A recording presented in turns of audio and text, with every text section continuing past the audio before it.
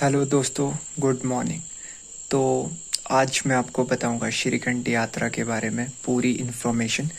तो हमने अभी अपनी यात्रा की श्रीखंड महादेव की। हम गए थे 6 जुलाई को और 8 जुलाई को हमने महादेव जी के दर्शन किए। और उसके बाद बरसात के कारण और ग्लेशियर में फिसलन के कारण यात्रा हो गई बंद। तो मैं कुछ इन्फॉर्मेशन देने वाला हूँ आपको कि यात्रा में जाएं, क्या क्या चीज़ें आप साथ लेके जाएं, कि यात्रा के क्या डिस्टेंस है, सारी चीज़ें कवर करूँगा। तो वीडियो को एंड तक वॉच करना। तो सबसे पहले वीडियो शुरू करते हैं हम। तो अगर आप भारत के किसी भी कोने से आते हैं, सबसे पहले पहुँचोगे आप दिल्ली। कहीं से भी आ रहे हो, सबसे पहले दिल्ली पहुँचो।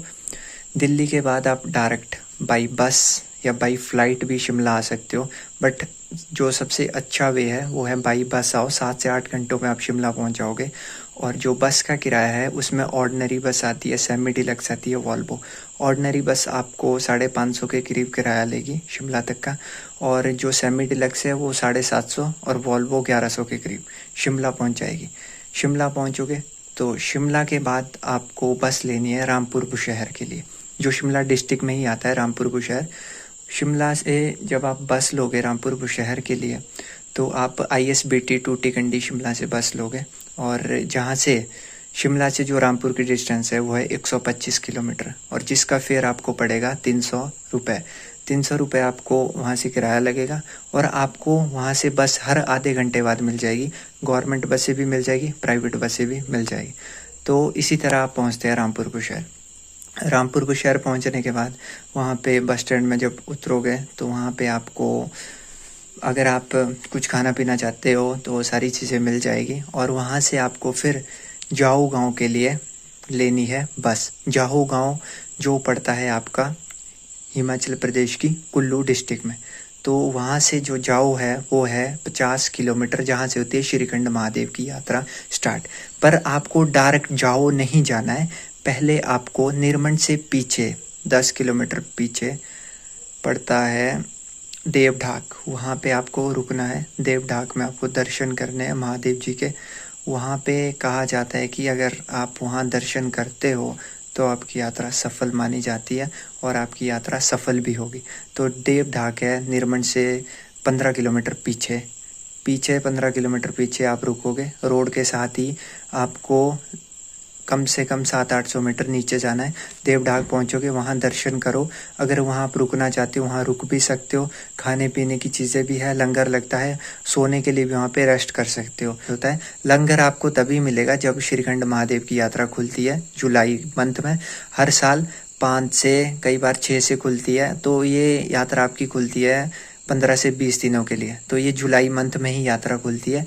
और अगर आप जुलाई मंथ में नहीं आते हो, या जून में आते हो, या अगस्त में आते हो, वो अपने रिस्क में आते हो, तो आपको ये फैसिलिटी नहीं मिलेगी। लंगर की फैसिलिटी नहीं मिलेगी, ना रहने की फैसिलिटी मिलेगी। तो इसके बाद जब आप दर्शन करोगे तो मेन रोड को वापस पहुंचोगे। अपनी जो गाड़ी है शेयरिंग की, आप बस में आए हो तो आपको वहां से दूसरी बस चेंज करनी पड़ेगी। तो उसके बाद वहां आने के बाद आप जाओगे, जो आपको नेक्स्ट गांव मिलेगा निरमंड। निरमंड के बाद मिलेगा आपको जाओ। तो आप पहुंचोगे जाओ गांव। तो जाओ गांव पहुंचने के बाद सबसे पहले आप अगर वहाँ स्टे करना चाहते हो 1 दिन के लिए, आपको वहाँ होम स्टे मिल जाएगी, सारी फैसिलिटी है।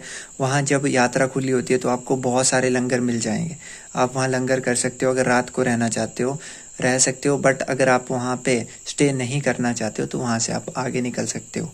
तो वहाँ पे आपको डंडे मिल जाएंगे। सबसे पहले डंडे की कीमत होती है 50 रुपये, और एक डंडा आपको 50 रुपये में मिलता है। जब आप यात्रा करके वापस आते हो तो अगर आप उस डंडे को रिटर्न करते हो तो सिर्फ आपको 30 रुपये वापस दिए जाते हैं। सिर्फ 20 रुपये ही उस डंडे के काटे जाते हैं। वहाँ पे आपको खाने पीने की सारी चीज़ें मिल जाती है। हल्का फुल्का ब्रेकफास्ट करके निकल जाओ आगे। दिन में आते हो तो वहाँ से निकल जाओ, सारी चीज़ें आपको वहाँ मिल जाएगी। तो धीरे धीरे आप निकलोगे आगे।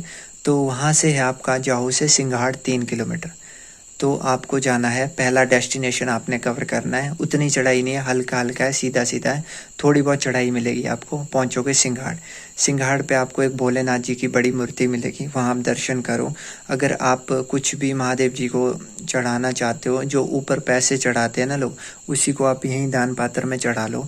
क्योंकि श्रीखंड महादेव पे भारी बर्फबारी होती है और पैसे गीले हो जाते हैं। तो जो भी आपकी श्रद्धा से आप जितने भी रुपीज़ चढ़ाना चाहते हो तो वो पैसे आप वहीं चढ़ा दो, यहीं दान पात्र में, सिंघाड़ में। और सिंघाड़ के बाद जो अगला आपका डेस्टिनेशन होगा वो होगा थाचड़ू।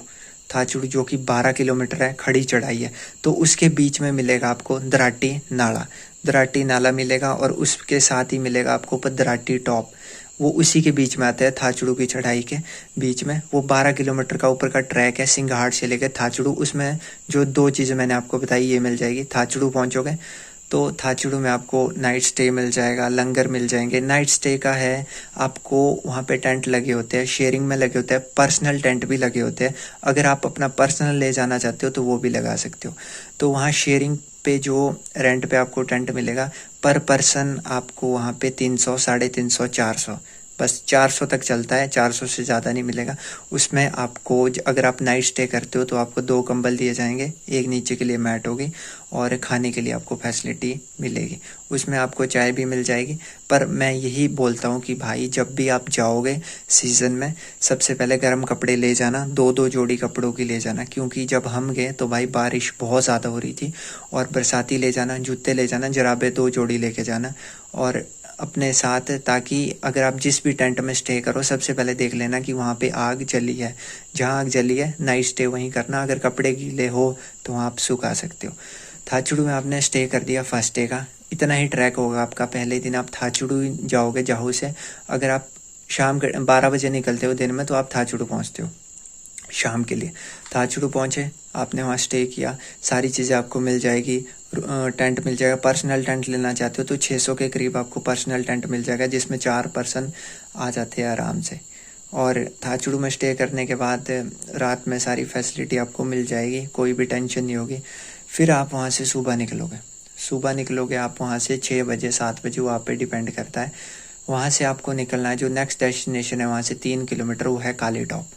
पहुँचोगे आप काली टॉप तो हल्की हल्की चढ़ाई है और उसके बाद आपको उतराई भी मिलेगी बीच में देखने को। काली टॉप पहुँचोगे, वहाँ काली माता के दर्शन करेंगे आप। वहाँ पे जो भी आप की जो चढ़ावा है आप उसको चढ़ाएंगे। और उसके बाद वहाँ पे धूप बत्ती करने के बाद आप धीरे धीरे उतराई में निकलोगे आगे। तो आगे आता है भीम द्वार, वहाँ से 7 किलोमीटर है। बट जब भीम द्वार पहुँचोगे तो आपको बीच में 2 चीज़ें मिलेगी। एक मिलेगा आपको भीमताल और कुंचा। तो जैसे ही काली टॉप से नीचे उतरोगे फिर मिलेगा आपको कुंचा। और जो काली टॉप से भीम द्वार की डिस्टेंस है वो है 7 किलोमीटर। तो आपको वहाँ से जो भीमताल मिलेगा 1-1.5 किलोमीटर। और उससे आगे जो आपको मिलेगा वो मिलेगा आपको कुंचा। कुंचा भी आपको रास्ते में मिल जाएगा। तो 1-1.5 किलोमीटर कुंचा है, वहाँ से आगे कुंचा है। तो आप कुंचा पहुँचोगे। कुंचा में आपको बहुत ही हरी भरी हरियाली देखने को मिलेगी। वहाँ पे आपको लंगर भी मिल जाएगा, टेंट भी मिल जाएगा। और अगर स्टे करना चाहते हो वहाँ रुक सकते हो कुछ टाइम के लिए, जितना टाइम आपका मन करे रुक सकते हो। वहाँ से आगे निकलोगे फिर पहुँचोगे आप भीम द्वार। भीम द्वार एक बहुत ही अच्छी जगह है, हरियाली है, स्नोफॉल होती है, आपको बड़े बड़े झरने देखने को मिलेंगे। भीम द्वार एक ऐसी जगह, अगर आप पार्वती बाग आता है इससे नेक्स्ट, तो अगर आप पार्वती बाग नहीं रुकना चाहते हो तो भीम द्वार नाइट स्टे कर लो। नाइट स्टे में आपको यहाँ पे सारी फैसिलिटी मिल जाएगी। टेंट का वही रेट है यहाँ पे, टेंट आपको 350-400 के करीब, शेयरिंग पर्सनल का वही रेट है, खाने पीने की सारी फैसिलिटी मिल जाएगी। और छोटे मोटे ग्लेशियर आपको देखने को मिलेंगे, बड़े बड़े झरने मिलेंगे। मतलब ये सुंदरता की एक सबसे बड़ी पहचान है वहाँ पे भीम द्वार में। तो भीम द्वार के बाद अगर आप नाइट स्टे वहीं करना चाहते हो तो वहीं कर लो। बट मैं आपको यही राय दूंगा कि अगर आपको अच्छे दर्शन करने हैं तो आप पार्वती बाग में नाइट स्टे करो। हमने भी पार्वती बाग में किया। तो भीम द्वार से धीरे धीरे निकलेंगे हम ऊपर पार्वती बाग। वहाँ से 3 किलोमीटर है आपका पार्वती बाग, टॉप में दिखाई देगा ऊपर। बट जब यात्रा होगी तभी आपको ऊपर टेंट मिलेंगे, भीम द्वार में भी तभी टेंट मिलेंगे। अगर आगे पीछे जाएंगे आप कि यात्रा जब नहीं खुली हो तब आपको कुछ भी फैसिलिटी नहीं मिलेगी, खाने पीने की चीज़ें भी साथ ले जानी पड़ेगी और टेंट भी। तब पहुंचोगे आप ऊपर पार्वती बाग 3 किलोमीटर में। वो आपको टोटली ऊपर को खड़ी चढ़ाई मिलेगी। पार्वती बाग पहुंचो, जब यात्रा खुली होगी तो आपको वहाँ सारी चीज़ें मिल जाएगी, टेंट मिल जाएंगे। वहाँ पे आपका वो पर पर्सन है, क्योंकि वहाँ पे रेट बहुत ज़्यादा है। वहाँ पे 600 रुपये मिलेगा आपको टेंट, उसमें आपको खाना पीना मिलेगा, वो शेयरिंग वाला है। और उसमें ये सारी चीज़ें आपको खाना पीना, सुबह ब्रेकफास्ट, हर चीज़ मिल जाएगी। वो आपको कोई भी वहाँ पे प्रॉब्लम नहीं आएगी। वॉशरूम वगैरह भी आपको वहाँ पे साइड में बने हुए मिल जाएंगे, पानी की वहाँ कोई कमी नहीं है। वहाँ पहुँचोगे तो आपको नाइट स्टे वहीं करना है। फिर नेक्स्ट डे आपको सुबह निकलना है, जितना जल्दी हो सके उतना जल्दी सुबह निकलना, क्योंकि अगर बर्फ़बारी बारिश होगी तो बहुत ही दिक्कत होगी। तो जिस दिन हम गए उस दिन स्नोफॉल हो रही थी और बारिश हो रही थी। हम सुबह गए 6 बजे, हम पहुँचे ऊपर। वहाँ से है पार्वती बाग से श्रीखंड महादेव 5 किलोमीटर। तो हम ऊपर 6 बजे सुबह हम निकले, 9 बजे हम ऊपर पहुँच गए। तो स्नोफॉल थी बिल्कुल, और हमने महादेव जी के दर्शन किए। बिल्कुल खड़ा ट्रैक है ग्लेशियर वाला। और अगर आप नैन सरोवर से जाना चाहते हो तो नैन सरोवर इस बार बंद है, मे भी अगली बार खुल जाए, कोई पता नहीं है। बट वहाँ से भी आप आगे को जा सकते हो, वो थोड़ा सा लंबा घूम के है। बट हम डायरेक्ट जो आपको मैं ग्लेशियर दिखा रहा हूँ, यहाँ से आप डायरेक्ट ऊपर जाओगे और 5 किलोमीटर ऊपर पहुँचोगे आप श्रीखंड महादेव।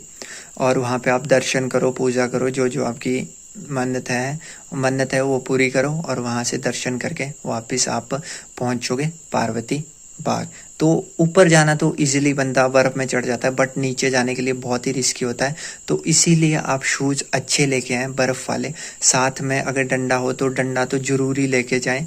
अपने लिए हल्की हल्की खाने पीने की चीज़ें, ड्राई फ्रूट, टॉफ़ी, चॉकलेट, छोटी छोटी चीज़ें, उनको अपने पॉकेट में लेकर ऊपर ही जाए, क्योंकि रास्ते में वो आपको बहुत ही फ़ायदेमंद होगी।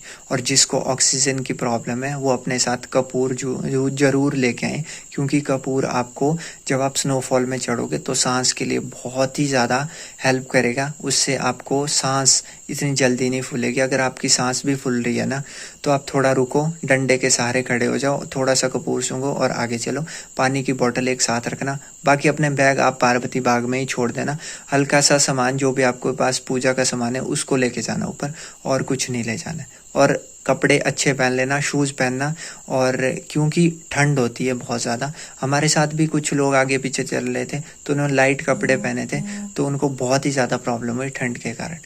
तो ये थी हमारी पूरी श्रीखंड महादेव की यात्रा। तो कमेंट बॉक्स में ज़रूर हर हर महादेव लिखें। वीडियो अच्छी लगी है तो दोस्तों के साथ शेयर करें, जो आपके दोस्त श्रीखंड महादेव की प्लानिंग कर रहे हैं। इस वीडियो में आपको पूरा डिटेल में बता दिया गया है कि क्या करना है, कैसे करना है, पूरी इन्फॉर्मेशन दे दी गई है। तो मिलेंगे हम जल्दी नेक्स्ट वीडियो के साथ। चैनल को ज़रूर सब्सक्राइब करना और साथ में हर हर महादेव एक बार ज़रूर कहना। तो thanks for watching, bye bye.